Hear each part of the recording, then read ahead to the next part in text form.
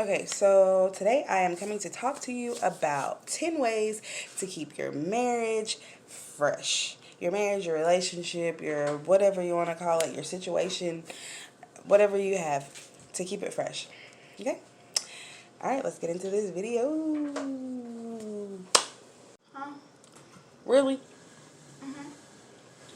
I asked my daughter to fix me some cereal. Look at this shit, y'all.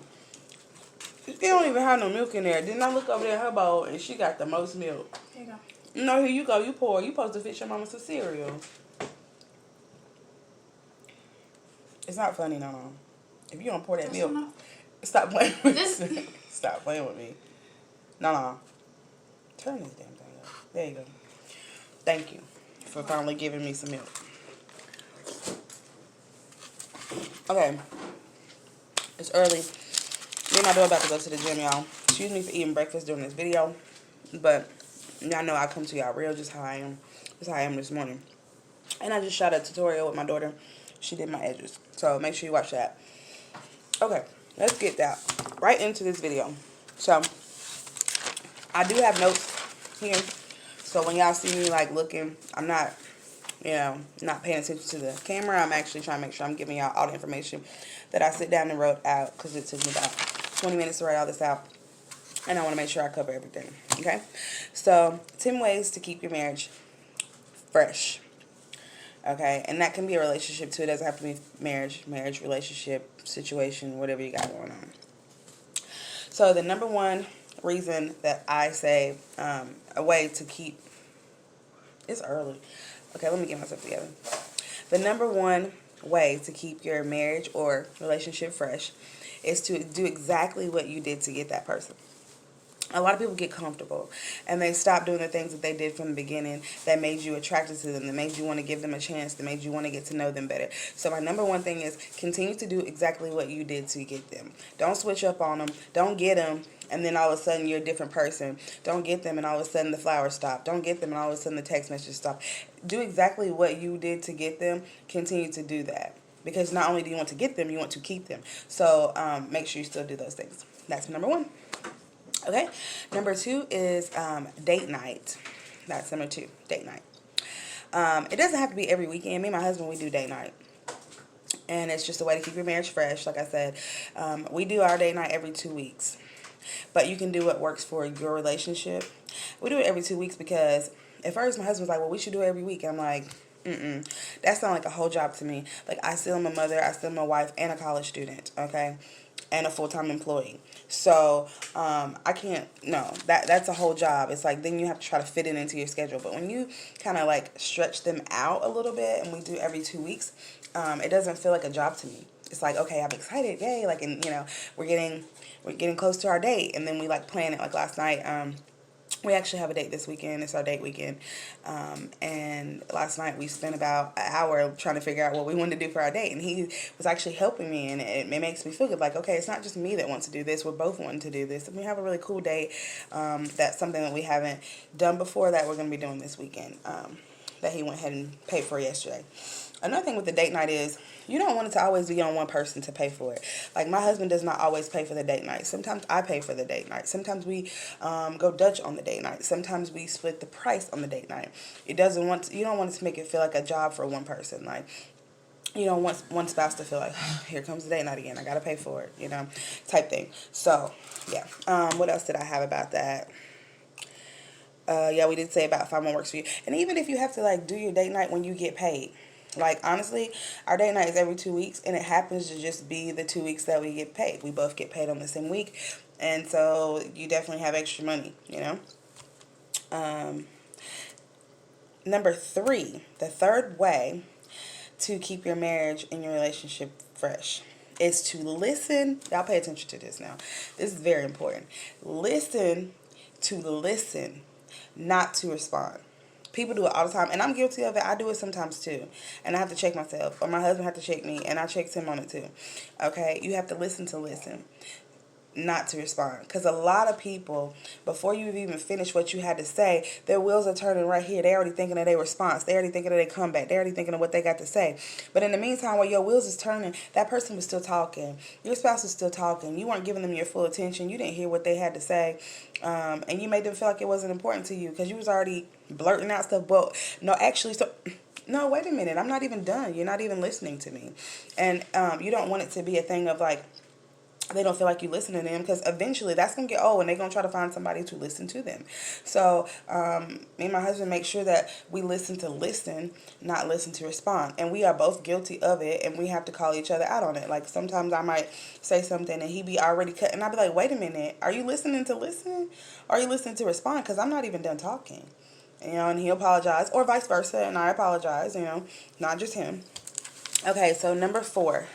The fourth way to keep your marriage fresh is to make them feel special. Okay, and there's tons of ways to do this. You know what that spouse wants. You know what they like. Y'all, I don't want my cereal to get soggy. Just like almost like a mukbang too, because I'm eating while I'm talking to them. But make them feel special. Text, candy. You can go to the dollar store and get their favorite candy for $1. What's $1? You can go get a card from the dollar store, like a just because card, talking about how special this person is to you, and their favorite candy, and you spent $2. That's nothing. Okay. Oh, so we definitely live in the age of social media, right? So you can do the Man Crush Monday, the Woman Crush Wednesday, just make them feel special. Another thing that some people are starting to do, and I did this myself, but not while we were married. I did this whenever he was my boyfriend. When he was just my boyfriend, I did this. I had a shirt, and I actually got it from Walmart. I seen it, and I thought it was cute, and I was like, okay, I'm going to get this and put this on with some jeans and call it a day. So it was a black shirt. I don't even have it anymore. I think I gave it away to like Goodwill or something. But it said, I love my boyfriend. And I would wear that sometimes with him, and it just made him feel special. He's like, oh, you wore, your shirt today. And so you just want to make that person feel special. I can't get more words out. You want to make that person, your spouse, feel special. Okay? And you know how to do that. I don't really even have to tell you that. There's little things that you know about that person that I don't know about it, so I can't tell you how to make them feel special, but you can. Even a handwritten note, we have like a magnet on our refrigerator with like a notepad, and my husband wrote on there, and he put J plus K plus A, and that would be Justin plus me, Kaida, my real name, and my daughter Anaya. And then he put I love my family. And then I write little silly notes. So I wrote a note, and it said I love y'all. And then it said from mom, aka wife, from aka the boss. So just making that person feel special can definitely help you keep your marriage or relationship fresh. Okay, so we're gonna move on to number 5. Okay, keep God in your relationship, y'all. You don't know how important this is, okay? And I know how important it is, because there was a time that we didn't have God in our relationship, and it was terrible. It was falling apart. It was bad. It was crumbling. It was everything, okay? Everything ain't always been great. Just like with anybody in any relationship, it's never gonna just be great all the time. But what we have noticed is when we keep God in our relationship, things are more positive. They're better. They're on the up. They're doing great. What is it, Anaya? What is it? I just felt a whole bunch of cold air. Oh, yeah, I did too. I think, I don't know. I know he don't got the air on there. He ain't crazy. He's like, go outside. Yeah, but, yeah, keeping God in your relationship is very important. Making sure that he is your foundation of your relationship is very important, because at any moment that he was not our foundation or not what we were focusing on, our relationship was not good. So that would be my number 5. Number 6, put the phones down, people. Put them down. You have to disconnect from social media, from your phone, from texting, from people.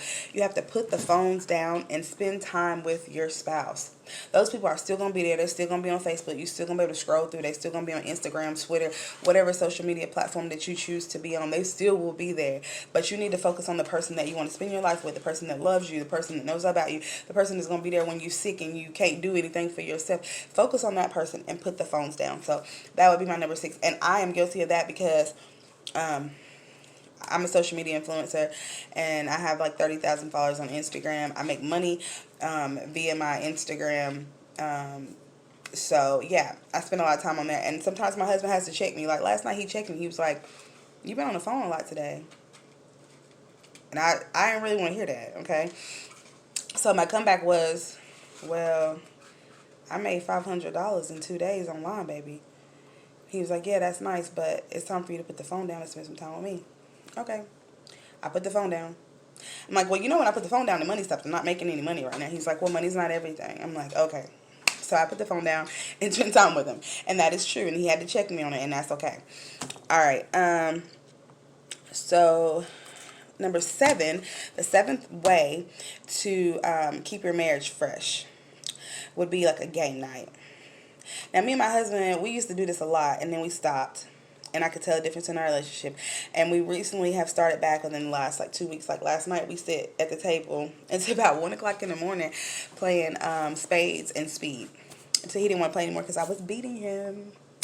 Yeah, and then he all of a sudden wanted to go to sleep. But, yeah, game nights are good. They're fun. They keep you interacting with each other.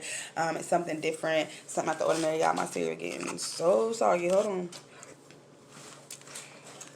It's Cinnamon Toast Crunch. But you done with your cereal? Okay, we're gonna go to the gym in a minute. Okay, so yeah, game nights definitely keep it interesting. Keep you interacting with each other. I had to chew my food up. That's so rude. Okay, we're about to go to the gym, so I'm trying to get my cereal in. But yeah, game nights, number 7. Okay, so we're gonna move on to number 8. Number 8, don't lose your intimacy. This is very easy to do with all the punches that come with life. You never know what you're going to get. You can wake up one day and then by the end of the day, you're like, so much has happened to you, you can barely even take it. And that happens sometimes. So you want to make sure you don't lose your intimacy. Stay intrigued by your spouse and try new things with them. You know, visit your local sex store. You have to keep it fresh. You have to keep... And depending on how long you've been together, like me and my husband, we have been together going on 6 years. We've been together like 5 years and 2 months. Yeah, and we've been married for 6 months. So, you know, we've been together for a while, you know. So you have to keep it fresh. You have to try new things. It can't be the same every time you get ready to be intimate with your husband or with your wife. It's like, okay, wham, bam, thank you, ma'am. Okay, you know what to do. Like right here, do this. It's like, no, it cannot. It got to keep it interesting. I don't know, whatever works for you. I'm not going to talk about what me and my husband do. That's a little personal. But whatever works for you, do that. You want to make sure that your intimacy is there because if it's not, it'll be elsewhere. So, yeah, make sure you take care of that. Let's see if I'm... Oh, while I'm talking about this, I still had something else wrote down. That's why I'm glancing off looking at my paper, y'all. I want to make sure I cover everything. But I want to do things like still hold hands, still kiss, you know, still gaze into their eyes. My husband he's so silly. Last time we was playing cards, he grabbed my hand. He was like gazing in my eyes. I'm like, what are you doing? Like, no, not tonight. We are playing cards right now. So, yeah, you want to do all those things. Still do the little things you know that your spouse loves so much. If you know your spouse likes it when you play with the hair, still do that. If you know your man has a beard and he likes it when you grab his beard, do that. Do all the things that you know they like. Stay intimate. Stay touchy-touchy with that person because you was touchy-touchy with them from the beginning. So you still need to be that way so that you can keep your marriage and your relationship fresh. Okay? All right. Number 9. Where's my number 9? I skipped number 9. And went to 10. Okay. Well, let's see. I'll just add something in for number 9 because I really want number 10 to stay number 10. It just makes sense to be number 10. So, y'all, I kind of like hit the button and mess up the video. But yeah, as I was saying, I did number 8 and then I did number 10, and I don't know why I didn't have a number 9. But whatever, we're going to rock with it, and I'm just going to come up with number 9 off the top of my head. So, for number 9, a way to keep your marriage and your relationship fresh is to, y'all see me thinking? Y'all probably can see me thinking. Okay. Is to keep others out of your relationship. Thought of that one quick. Okay, make sure that you keep other people out of your relationship. Don't tell them your information. And if you do tell them what's going on in your relationship, tell them only what you want them to know. Or don't tell them nothing at all. Or tell them bits and pieces. Or sometimes I might tell somebody, I'm going to be honest, I try people just to see how they are, and if they're like belong in my life and stuff like that. Females, you have to be careful. So if I do tell somebody something, I either told you because I didn't care if you knew, because I don't care if the world know. I only told you part of it, or I didn't even tell you the truth, and I want to see if you're going to take that bone and go carry it to somebody else, so I know if I can really trust you. But yeah, number 9, a way to keep your relationship fresh and keep it afloat would be to keep others out of your relationship, out of your problems, out of your business. Don't be like, girl, yeah, because, in the bedroom, so no, ma'am. No, do not do that. That's bad. Okay, so we're going to go on to number 10. Number 10, be willing to do whatever it takes. I love my husband, and I am willing to do whatever it takes to make this thing work, and to one day be sitting on our front porch, old, gray haired, barely can walk, watching our grandkids play in the front yard. I want that, and I'm willing to do whatever to get it. So let me look at my notes here. And that can look like a lot of different things. And that's going to look like different things for each relationship. Your whatever it takes may not be what it takes for me and my husband, or what it takes for your sister and her husband, or whoever, But that could be couples retreats, which I've never done, but I kind of want to do. Like, I just kind of want to test it out and see how it goes. It can be counseling, and that can be at your local church or your home church, or that can be like a professional counselor to sit down and talk to, marriage counseling. And different relationships will have different tactics that work. And also, you can use like books and materials and stuff like that, like marriage books. Me and my husband, we have a lot of marriage books. Okay, well, I can't say a lot, but we have a couple marriage books, and they were actually gifted to me by this lady that I just met, and we just kind of like clicked.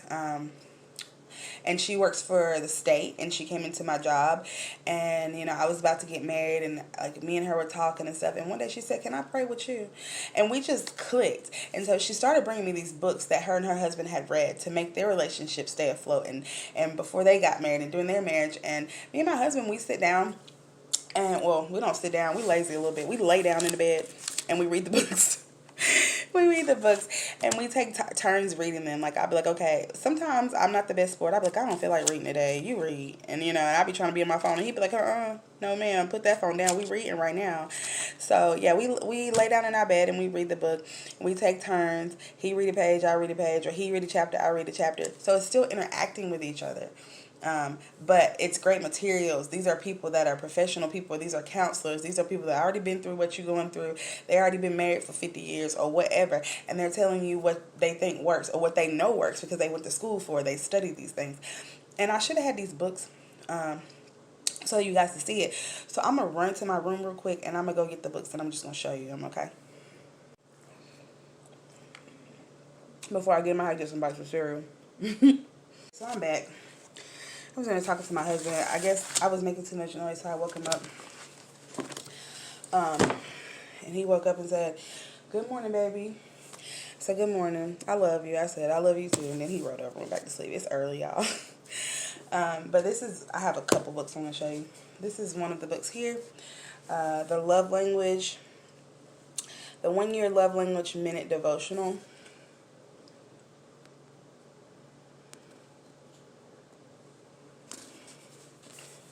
okay? And if you're watching this and you having just like a hard time, you know, with your wife, with your husband, you know, y'all really trying to make this thing work, email me. I'm gonna put my email in the bottom of this video. Email me, and I can me and my husband, we don't need all these books. I can give something to somebody else. These were given to me. And so the lady told me when she gave it to me, give it to another person that needs it. So we're almost done reading one of these books, and I could gift it to you so that you could, you know, use it too. So this is the first book that we have. And yeah, we haven't read that one. Okay. The Fine Love Language, How to Express Heartfelt Commitment to Your Spouse. Okay. And this one's by Gary Chapman, as well as the other one. All right. It has some really, really good information in these books. I may do a video just like on the books too. This one, Preparing for Marriage. So this is the book that she gave us when we were about to get married. Sorry, this is a card for me. This is a card that I gave my husband. I guess he had been reading this and he used this as his like placeholder. I don't know. But yeah, and this book I like because it even has like places for you to write, questions for you to answer, you know, places for you to write. It has little charts in here and stuff like that to help you understand stuff better. And the last book that we have is The Language of Love and Respect. Okay, and this is a book for marriage problems. Cracking the communication code with your mate, which is very important because communication is very important. So, yeah, those are my 10 ways to keep your marriage fresh. And basically, I feel like if you want to be with that person, you marry them, right? This is what you wanted to do. So be willing to put that best foot forward. Give it your all. Visit my video anytime you need to for a little refresher on, you know, the 10 things that can help you stay happy in your relationship and keep your relationship and your marriage fresh. And I hope everything works out. I hope God blesses every relationship of the people that watch this video, and he just keeps pouring blessings into your life. So yes, thanks for watching, liking, subscribing, all that good stuff. Thanks for doing all those things. I hope you have done those things. If you haven't, please do so, and be blessed. Thank you. Bye.